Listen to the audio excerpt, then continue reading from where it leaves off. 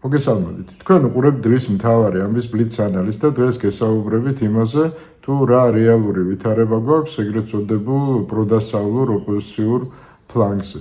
პირველ რიგში ალბათ უნდა ვილაპარაკოთ ნაციონალურ მოძრაობაში განვითარებულ მოვლენებზე.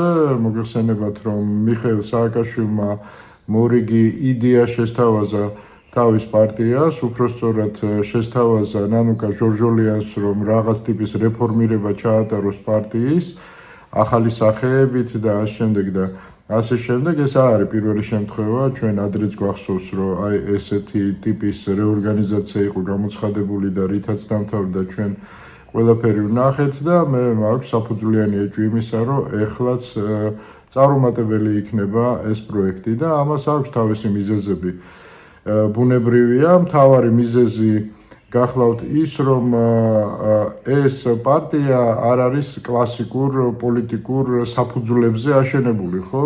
ეს არის პარტია, რომელიც ორიენტირებულია ბელადზე, ლიდერზე, ერთპირო, რომელიც ინსტიტუციურად დღეს ამ პარტიაში თითქოს არაფერს არ წარმოადგენს, მეცაც გეტყვით.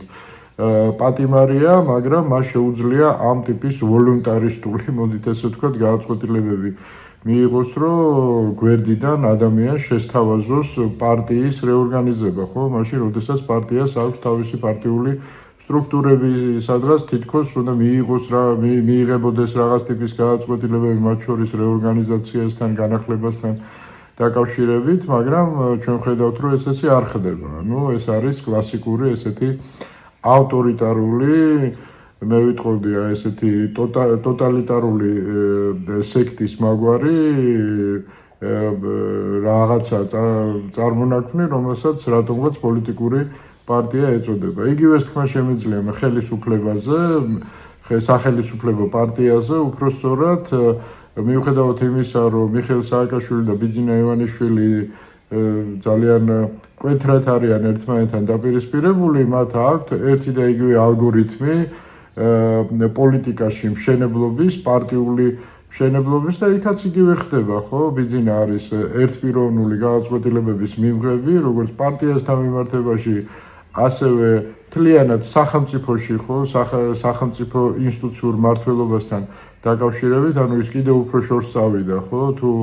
თუ მიხეილ სააკაშვილი ავტორიტარულ რეჟიმს ამკვიდრებს მხოლოდ პარტიაში, ის პარტიაშიც და მთლიანად ხელისუფლებაში, ასე რომ ისინი ძალიან გვანან ერთმანეთს, როგორც თავიდან მე სხვანაირად ვფიქრობდი, იმიტომ რომ ბიძინა ივანიშვილი 2011-2012 წლებში ძალიან ლიბერალურად, ძალიან ესე რომ ვთქვათ, პროგრესულად გამოიყურებოდა, მაგრამ როგორც აღმოჩნდა, მას ზუსტადაც რომ ძალიან მოწონდა, ხო, მიხეილ სააკაშვილის მიერ აშენებული სისტემები, მისი მმართველობის სტილი და ფაქტობრივად მან წაართვა ეს ყველაფერი და მიისაკუთრა, მოახდინა გარკვეული მოდერნიზაცია, დახვეწა კიდევ უფრო დიდი მასშტაბები შესძინა აი ამ ტოტალური მმართველობის მოდელს, რასაც ქვია, ხო, ტოტალიტარული. ასე რომ მე ვფიქრობ, ეს პროექტი კუდრად ჩობილია, ვერანაირი რეფორმირება ნაციონალურ მოძრაობის ვერ შედგება. ქალბატონ ნანუკასაც მიუხედავად იმისა, რომ მე მის მენეჯერულ შესაძლებლობებს ვხედავ აშკარად და პატივს ვცემ, ის ვერაფერს ვერ მოახერხებს, ხო? როდესაც ბელაძეა მთლიანად პარტია ორიენტირებული, ბუნებრივია იქ ხა რაღაცის რეფორმირება პრაქტიკულად შეუძლებელია, ხო? ფანატიზმის დალაგება, ეს წარმოუდგენელი რაღაცა.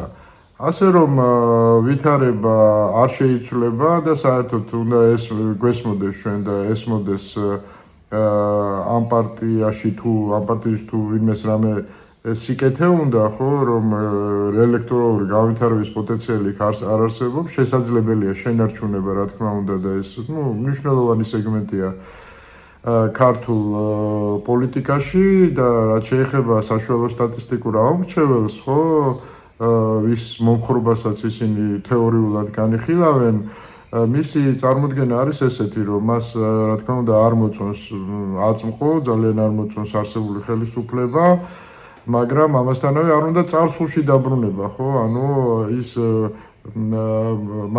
მისი არჩევანი ვერანაირად ვერ იქნება ნაციონალური მოძრაობა.